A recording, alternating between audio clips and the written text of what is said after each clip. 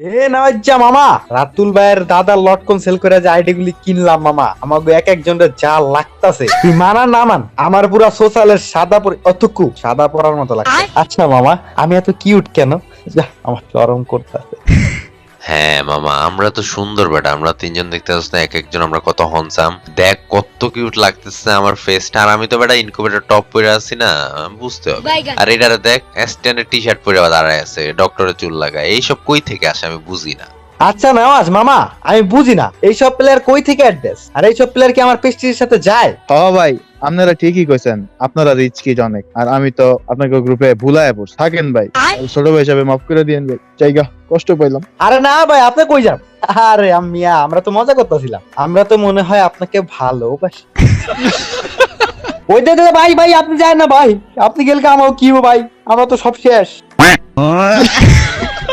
মামা, বাপ তো আমরা অনেক নিছি, যেটারে গরিব কইছে ওটাই আমগো গরিব বানাই দিয়ে গেছে। হ্যাঁ মামা, আমগুলো তো পুরা শেষ করে দিছে, এক একজনের পুরা ছাপড়ি লাগতেছে। আমি মনে হয় কষ্ট পেয়েছি।